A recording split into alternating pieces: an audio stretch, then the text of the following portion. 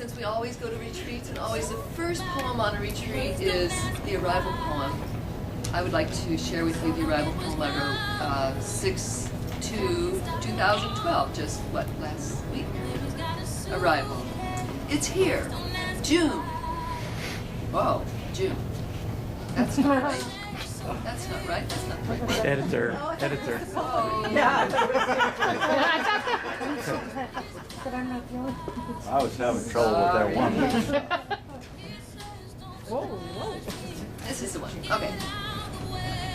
Arrival. Poets arrive here at Ma'alaya, knowing here the world will stop. The ocean in its giant round faces the sun day after day as we do. This and there is a sense of infinity here, where poets perch at its endless edge, again to be challenged by sheer mystery, to write as though they can pierce its blue cover, as though they can fly to the stars. And then with each arrival, we're asked to write poems. And they just come to us. So this one was a retreat challenge that we got from HD, because Lawrence and I talked to HD on the phone, and he read us some great poems of mystery and truth, and one of them had the line, original foundling. So this is called original foundling. Foundling as in orphan. Foundling. Original foundling. My poems arrive like an orphan from another world. I never know them when they first arrive, blinking like some wise little owl, fluttering its wings on my page, hooting its little message, watching me with strange little eyes, blinking at first light. Yeah. And then this is the other one that we got from HD from that poem. And this one is crazy. I just love this line. It's called Barking Oranges. So this is for HD, and it's called Barking Oranges. All I want is some of those. You know the ones, they bark when no one is looking, confusing shoppers, mesmerizing children. It's growing more common. Stores everywhere are complaining about the odd sounds from the fruit department. No one knows which one will start next. Will it be the watermelons, maybe the cherries? But right now it's localized. They've locked them away. No more barking oranges for sale.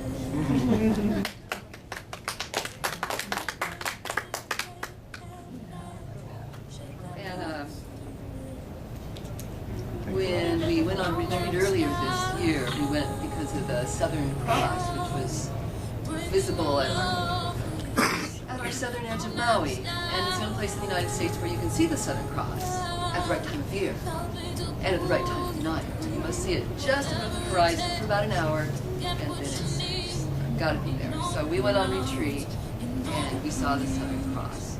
So this is dated June 2nd, 2012.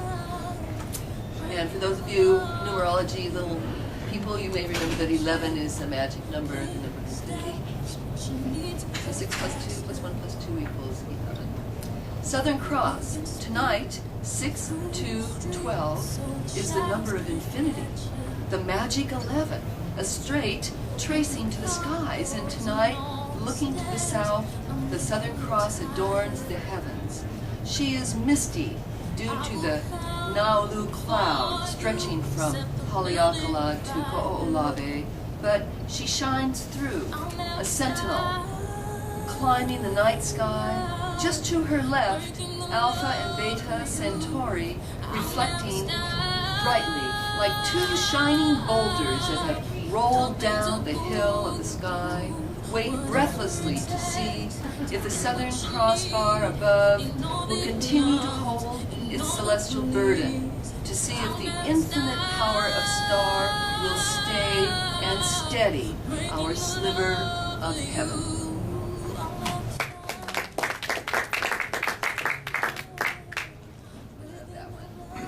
Now, this is a more lengthy piece. When I was a child, I was a foster child, and I was taken to a ranch in the desert that was called Hill's Dairy. It was a dairy ranch.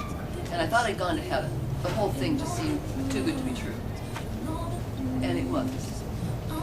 So, this poem is called Fast Forward Back to Hills. Excuse me, fast forward back to.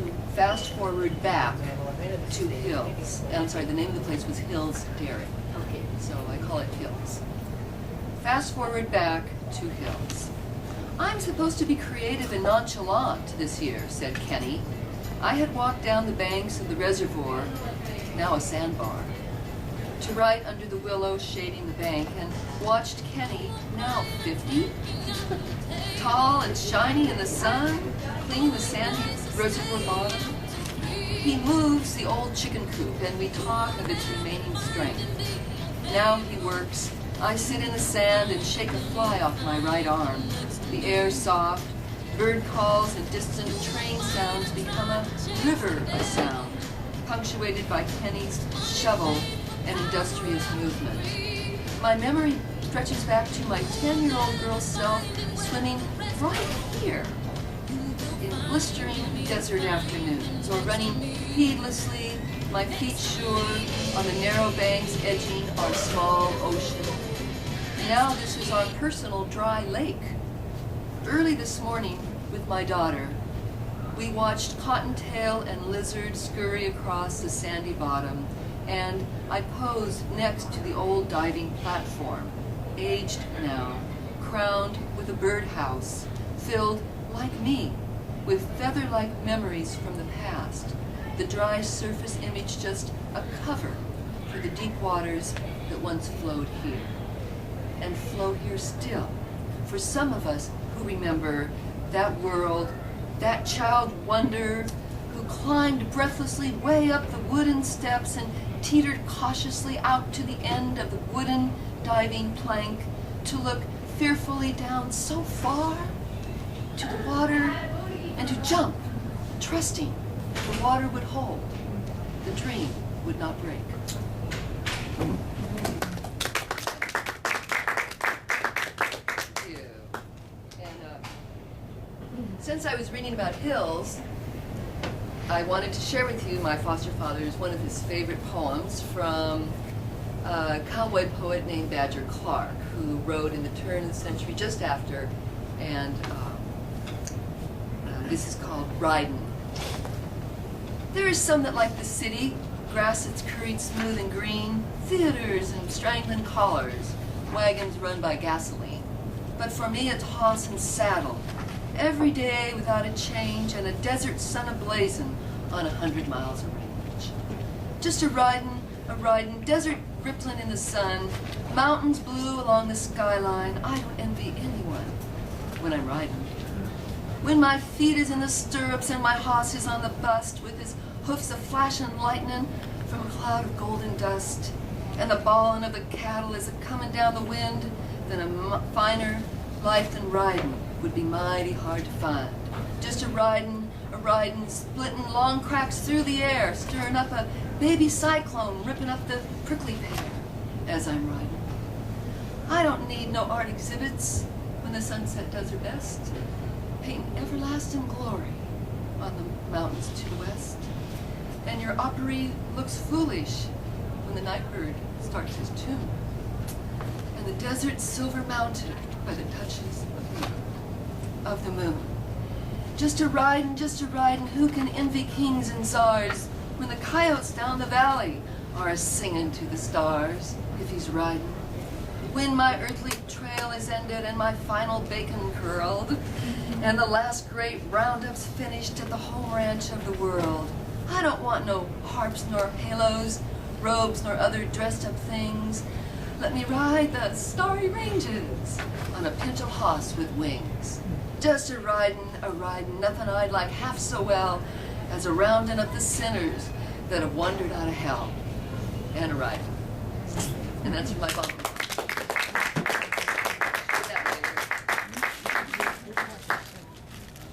And then, so Cowboys love that. when I was a little girl and was, before I went into that place where I was on that desert farm, I was living with my folks in a mining camp in Death Valley. Don't open them yet. Don't open them Just yet. hold on to them. I'll tell you when you can open them. Aren't I a tease? Yeah. Okay. So I lived in Death Valley, and my dad worked in a mine out there. So this poem is from that time. I was about 9 years old. For the old one. The way was filled with remembering, the desert of childhood always distant and clearly calling. She was an outcast, the old one who lives alone on the black mountain with the old ways, the village folk called her. I only knew her as my girlfriend's grandmother, old Julia. Julia's hair was black and parted in the middle, a face wide and old as the Amargosa River looked out at me. She seemed as big as a mountain to my 8-year-old eyes, living all alone up there with the cold volcano and the tamarisk pines that stirred in the wind. How strange we were to her, squatting on the floor of her people's canyon. She spoke Shoshone to her granddaughter, and Dixie would answer, looking at her feet, dusty in the sand. Once I went inside the old one's house. It sat above a natural spring and looked from one black mountain to another. Dixie and I had breakfast. I ate, not knowing deer brains look a lot like scrambled eggs. And with bread, they tasted good. We played and grew that summer, Dixie and I. The spring below the old one's home fed a magic hidden world where secret pools and cattails became solace to two children living where drunken parents fought in the night with only the desert listening. Sounds that were echoed by the yipping coyotes that scavenged in the trash cans in darkness. A season later, Dixie turned on me and shouted that we couldn't be friends anymore. I remember riding my bike home on a hot spring day with tears burning in the wind. She couldn't tell me of her father's drinking and that only her grandmother would keep her, and only if she kept to the old ways. 30 years later, I returned to the valley. It welcomed me more beautiful than memories could hold. The stark black mountain remained against a desert blue sky, and the green of the springs and the pines welcomed me. I find Julia's home up on the mountain in ruins, the kitchen still standing, the hole from the stovepipe shedding sunlight on old linoleum, gravel, and pine. I look out the window at the black mountain across the valley and hold the old hinge to Julia's door in my hand and twist it in the sunlight, still strong and useful, and stare down the hill at the spring, piped off now, no longer feeding the willows and secret places I played in as a child. And I remember remembering that beauty comes so fleetingly to children, and that only black mountains don't seem to change.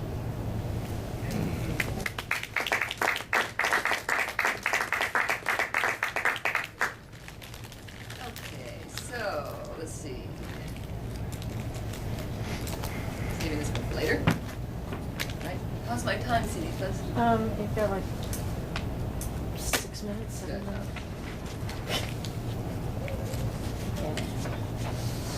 I wanted to do some other things that I haven't done in a while. So,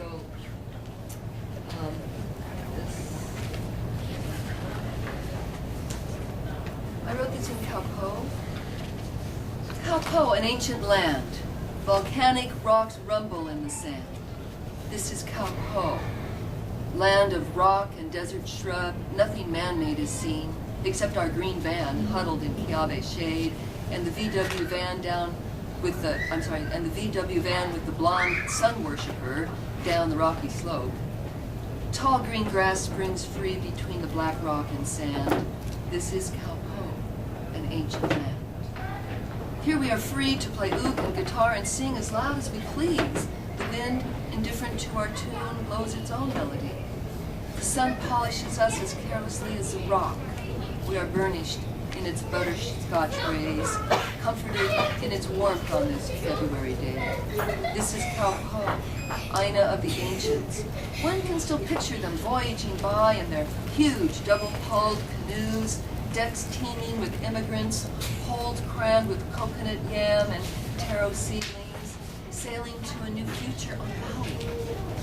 Wondering at the backside of Haleakala, shrouded in cloud and mystery beckoning them to a new life and home. This is Kaupo, proudly alone. Not lonely, but a sentinel to freedom and the spaces and the silence between its winds. This is Kaupo, where the past and the future begin.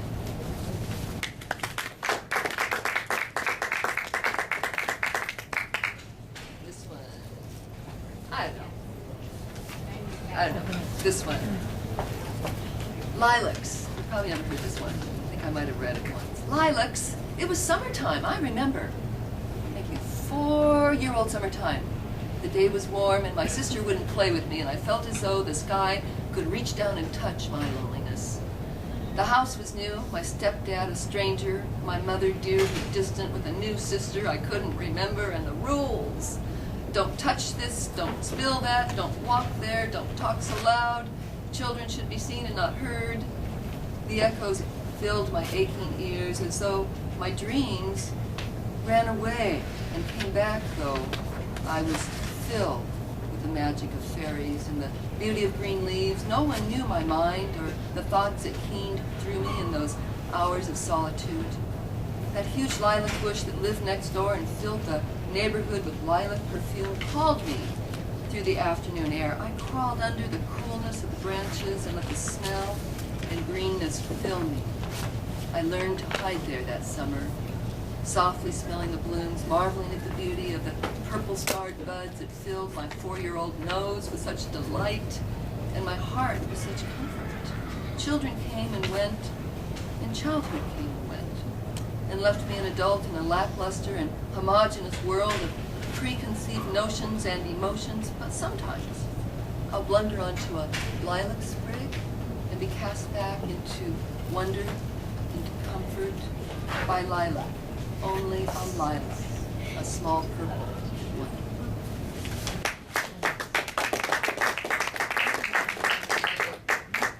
Okay, so you guys,